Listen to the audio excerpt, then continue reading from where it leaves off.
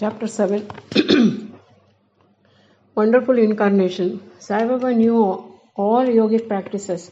He was well versed in the 6 processes, including dhauti, stomach cleaning by a moisturized piece of cloth, linen 3 inches in breadth and 22.5 inches in length. Khanda Yoga, that is separating his limbs and joining them again, and Samadhi, etc. If you thought that he was a Hindu, he looked like a Yavan. If you thought him to be a Yavan, he looked like a pious Hindu. No one definitely knew whether he was a Hindu or a Mohammedan. He celebrated the Hindu festival of Ram Navami with all due formalities and at the same time permitted the sandal procession of the Mohammedans. He encouraged wrestling bouts in this festival. When the Gokulashtami came, he got the Gopal Kala ceremony to be duly performed, and on Eid festivals he allowed the Mohammedans to say their prayers in his masjid. Once during a Mohammedan festival, some Mohammedans proposed to construct a tazia or tabut in the masjid, keep it there for some days, and afterwards take it in procession through the village. Sai Baba allowed the keeping of the tabut for 4 days, and on the 5th day got it removed from the masjid without the least compunction. If we say that he was a Mohammedan, his ears were pierced, that is, had holes according to Hindu custom. If you think that he was a Hindu, he advocated the practice of circumcision. He was not himself circumcised. Wide article in Sai Leela on Baba Hindu Ki Yavan by B.V. Dev, page 562. If you call him Hindu, he always lived in the masjid.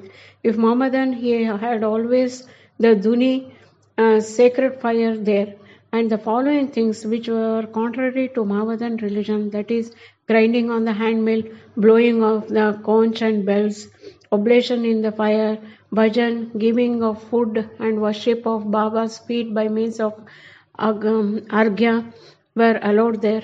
If you think that he was Mohammedan, the best Brahmins and Agnihotris, leaving aside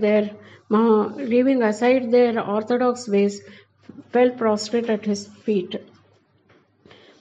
Those who went to make enquiries about his caste were dumbfounded and were captured by his darshan. So none could definitely decide whether Sai Baba was a Hindu or a Mohammedan.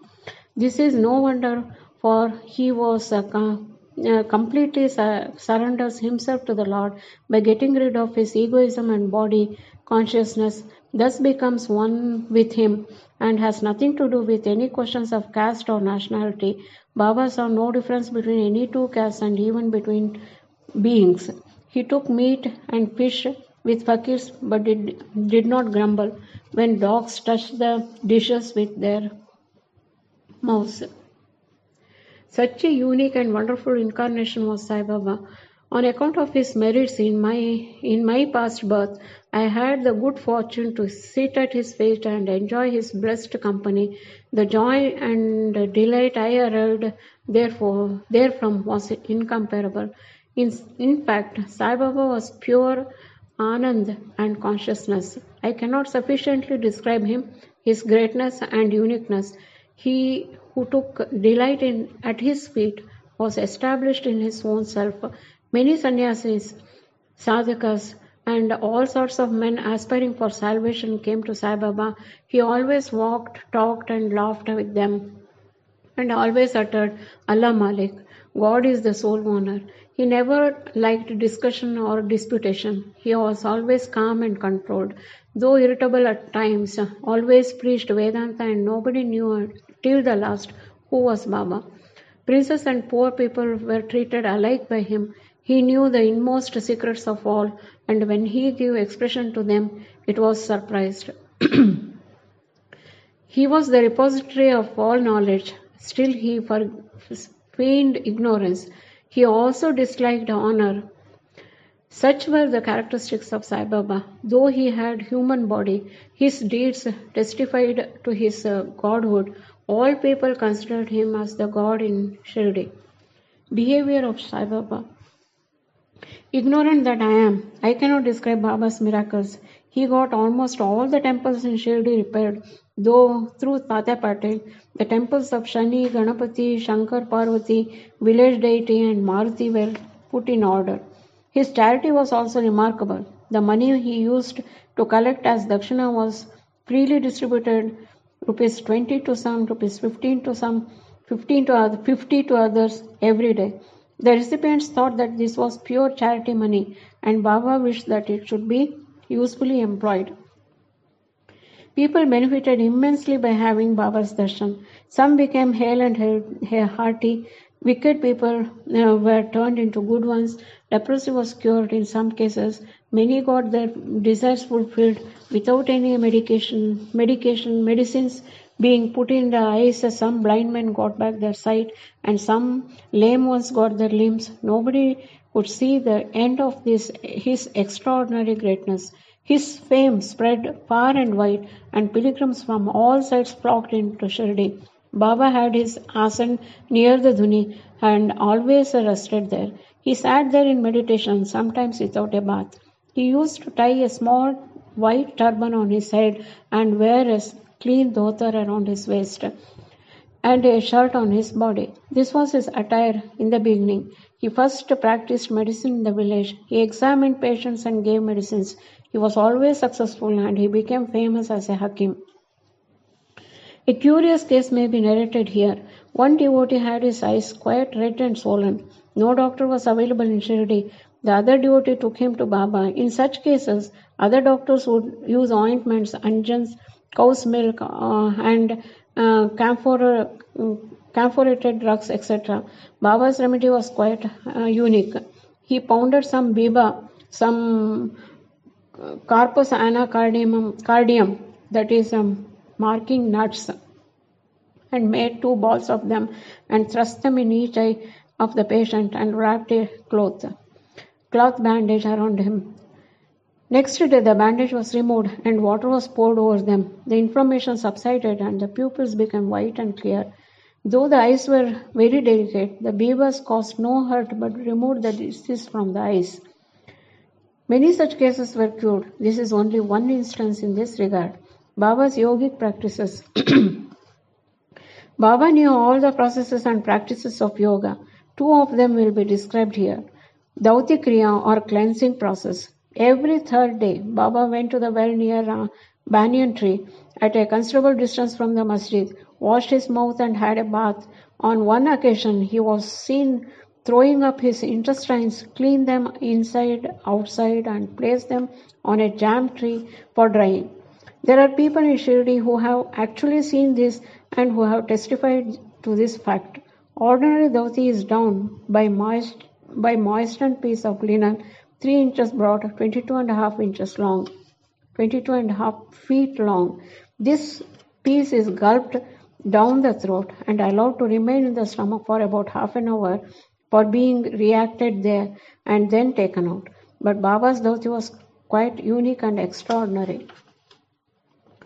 The Khanda Yoga. In this practice, Baba extracted the limbs from his body and left them separately at different places in the masjid. Once a gentleman went to the masjid and saw the limbs of Baba lying separate places. He was terrified. He first thought of running to the village officers and informing them of being Baba hacked to pieces and murdered. He thought that perhaps he would be held responsible for what has happened. So he was to be the first informant and know something of the affair. So he kept silent. But next day, when he went to the masjid, he was very much surprised to see Baba hale and healthy as before. He thought that what he had seen the previous day was only a dream. Baba practiced yoga since his infancy, and nobody knew or guessed the proficiency he had attained in it. He charged no fees for his cures. He became renowned and famous by virtue of his merits, gave health to many poor and suffering persons. This famous doctor of doctors cared not for his interests, but only worked for the good and welfare of others, himself suffering unbearable and terrible pain many a time in the process. One such instance I will relate now, which will show the pervasive and the most merciful character of Sai Baba. Baba's all pervasiveness and mercy. In the year 1910, Baba was sitting near Dhuni on Diwali and warming himself. He was putting firewood into the Dhuni, which was burning brightly. A little later, instead of pushing logs of wood, Baba pushed his arm into the Dhuni. His arm was scorched and burnt. This was noticed by the errand boy Madhav and also by Madhavrao Deshpande.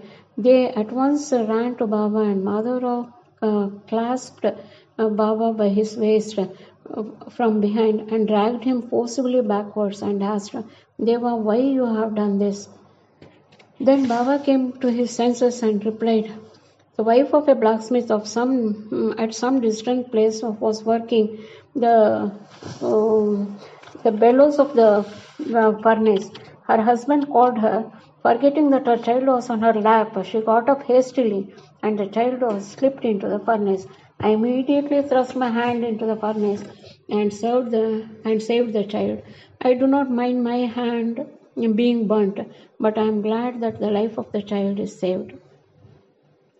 Leopard devotee service. On hearing the news of Baba's hand being burnt from Shama, Madhavrao Deshpande or Mr. Nana Sahib Chandorkar accompanied the famous Dr. Parmanand of Mumbai with his medical outfit consisting of ointments, lint and bandages, etc., rushed to Shirdi and requested Baba to allow Dr. Parmanand to examine the arm and dress the wound caused by the burn. This was refused.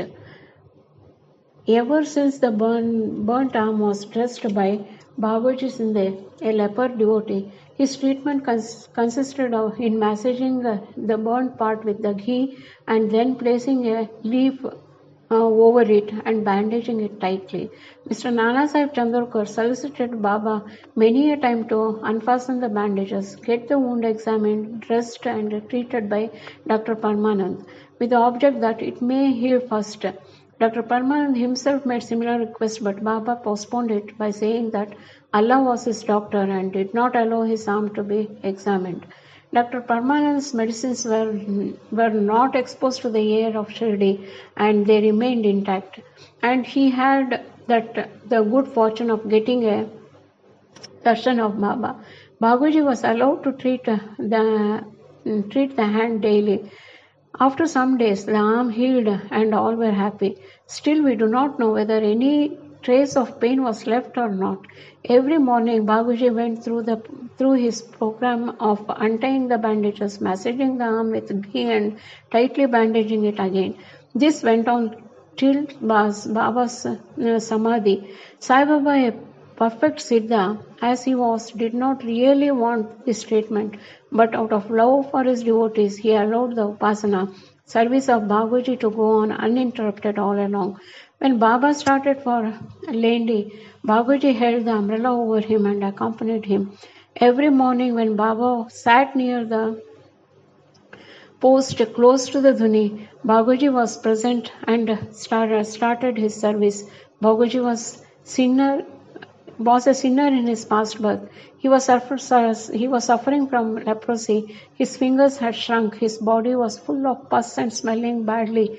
Though outwardly he seemed so unfortunate, he was really very lucky and happy. For he was the premier servant of Baba and got the benefit of his company. Master Khaparde's plague case. I shall now relate another instance of Baba's wonderful Leela. Mrs. Kharpade, the wife of Mr. Dada Sahib Kharpade of Amravati, was staying in Shirdi with her young son for some days. One day, the son got high fever, which further developed into bubonic plague. The mother was frightened and felt most uneasy. She thought of leaving the place for Amravati and went near Baba in the evening. When he was coming near the Vada, now Samadhi Mandir, in his evening rounds. For asking his permission, she informed him in a trembling tone that her dear young son was down with plague. Baba spoke kindly and softly to her, saying that the sky is beset with clouds, but they will melt and pass off, and everything will be smooth and clear. So saying, he lifted up his kafni to the waist and showed to all present 4 fully developed bows, as big as eggs, and added, "See how I have to suffer for my devotees. Their difficulties are mine." Seeing this unique and extraordinary deed, the people were convinced as to how the saints suffer pains for their devotees. The hearts of the saints is softer than wax. It is soft in and out as butter. They love their devotees without any idea of gain and regard them as their true relatives.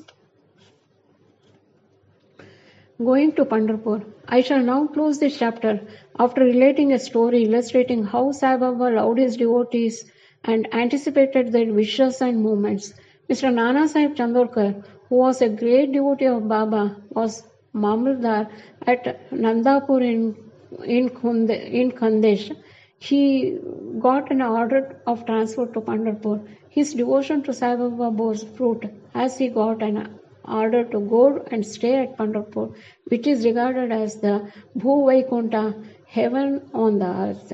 Nana Sahib had to take immediate charge, so he left the place without even writing or informing anybody at Shirdi. He wanted to give a surprise visit to Shirdi, his Pandharpur, see and salute his Vitoba Baba, and then proceed further.